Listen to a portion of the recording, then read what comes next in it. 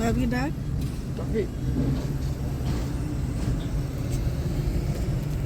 Good morning সবাইকে। আমরা রয়েছি বিদ্যাসাগর সেতু মানে সেকেন্ড ব্রিজের টোল ট্যাক্সে। আর এখন সময় হচ্ছে ভোর 5টা। আমরা যাচ্ছি আমাদের এবছরের লং ট্রিপটায়। ধীরে ধীরে তোমাদের সাথে শেয়ার করব কোথায় যাচ্ছি, দেখতে থাকো। আশা করি ভিডিওটা তোমাদের খুব ভালো লাগবে। চারিদিকে আলো এখনো ভালো করে ফোটেনি। আর এই দেখো, তোমাদের সাথে কথা বলতে বলতে আমরা পৌঁছে গেছি কলকাতা এয়ারপোর্টে।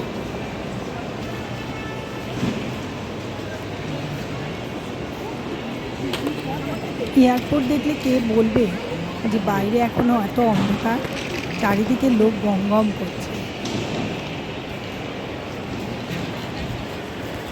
আর এখানে দেখো আমার সোনাইটা, সে তার ফেভারিট কাজটা পেয়ে গেছে, ট্রলি টানা। ও ট্রলি টেনে কি আনন্দ যে পায়। আমাদের চেকিং হয়ে গেছে, ওর বাপির জন্য এখন অপেক্ষা করছি।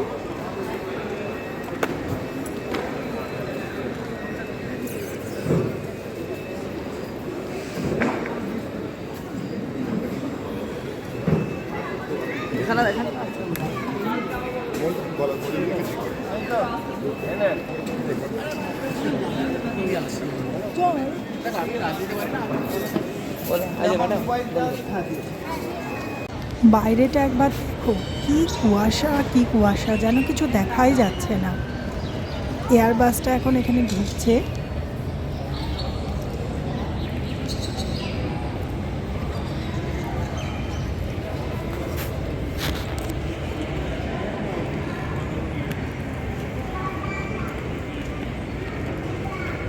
আমি আর সোনাই হ্যান্ড লাগেজ নিয়ে এখানে ওয়েট করছি।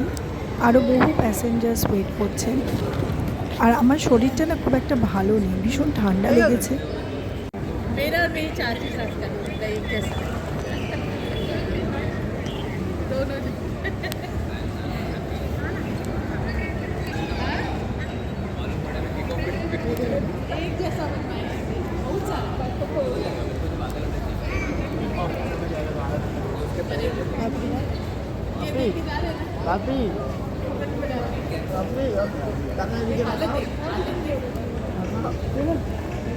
কতক্ষণ লেট?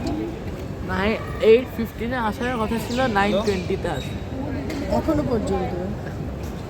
এরপরে আরো কমবে। লেট হতেও পারে, আবার বিফোর টাইমও হতে পারে, তাই তো? হ্যাঁ। বসে বসে উৎপাত করছো তুমি? না, বসে আছি চুপচাপ। হ্যাঁ। চুপচাপ কিরম বসতে হয়? আমাদেরকে বলেই দিই, আমরা যাচ্ছি সাউথ ইন্ডিয়া ট্রিপে। ব্যাঙ্গালোর, মাইসোর, উটি। ফ্লাইট প্রচুর লেট। তো ফ্লাইট লেট করার জন্য আমাদের ইন্ডিগোর তরফ থেকে ব্রেকফাস্ট দিয়েছিল, সেটা ফ্রি অফ কস্ট ব্রেকফাস্ট। একই ব্রেকফাস্ট ছিল সবার জন্য। ধোসা দেখা করার সাথে যেমন সাম্বার থাকে, চাটনি থাকে, সেটাই অল্টারনেটিভলি ইডলির সঙ্গে চাটনি বা চাটনি অ্যান্ড সাম্বার, এই ছিল ওদের দেওয়া ব্রেকফাস্টটা। সেটা ইন্ডিগোর তরফ থেকে ফ্রি অফ কস্ট অফার করেছে। তো দেখো, ব্যাঙ্গালোরের জন্য যে সমস্ত ইন্ডিগো প্যাসেঞ্জাররা ছিলেন তারা সবাই লাইন দিয়ে দাঁড়িয়ে টিকিট শো করে নিজেদের ব্রেকফাস্টটা কালেক্ট করে নিচ্ছিলেন। ফার্স্ট করে আবার ফিরে যাচ্ছি, আমরা লাউঞ্জেও ওয়েট করব। যেটুকু শুনেছি আর কিছুক্ষণের মধ্যেই হয়তো ফ্লাইট আমাদের ছেড়ে দেবে, টেক অফ করবে। তো চলো ওয়েট করা যাক, কখন ফ্লাইট টেক অফ করে।